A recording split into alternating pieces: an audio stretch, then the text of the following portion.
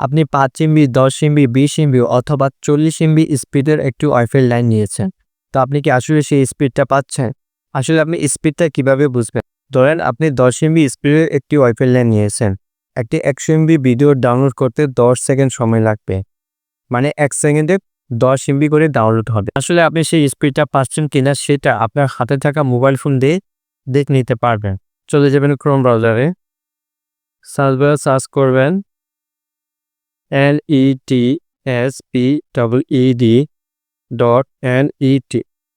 netspeed.net লিখে search করবেন। দেখেন প্রথম যে ওয়েবসাইটটা আসছে সেটার উপর আপনি ক্লিক করে দিবেন। এরকম একটি ইন্টারফেস চলে আসবে। তো হালকা নিচে চলে আসবে, গোতে একটি ক্লিক করে দিবে। কিছুক্ষণ সময় নিবে, তারপর অ্যাটলিস্ট রেজাল্টটা দেখাবে যে এখানে ডাউনলোড স্পিড কত, আপলোড স্পিড কত, পিং কত। তো এখানে দেখাচ্ছে যে ডাউনলোড স্পিড, আপলোড স্পিড এবং পিং। তো স্পিড টেস্ট করার জন্য অনেক ওয়েবসাইট আছে, তো এই ওয়েবসাইটটা সবচেয়ে বেস্ট। দেখেন এখানে ডাউনলোড স্পিড 4.57 Mbps, মানে 1 সেকেন্ডে 4.57 Mbps করে ডাউনলোড হবে।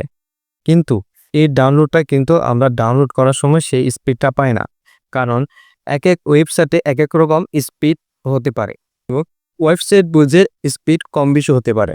যদি কোনো লোকাল ওয়েবসাইট থেকে আমরা কিছু ডাউনলোড করেন তাহলে স্পিডটা বেশি পাবে, আবার যদি কোনো ইন্টারন্যাশনাল কোনো ওয়েবসাইট থেকে কোনো কিছু ডাউনলোড করেন তাহলে স্পিডটা একটু তুলনামূলক কম পাবে। এবং দেশ বুঝে ওয়েবসাইট বুঝে আপনার ডাউনলোড স্পিডটা বা আপলোড স্পিডটা কম বেশি হতে পারে। অ্যাটলিস্ট আপনার ওয়াইফাইয়ের যে স্পিডটা সেটা আপনি এখান থেকে দেখে নিতে পারবেন।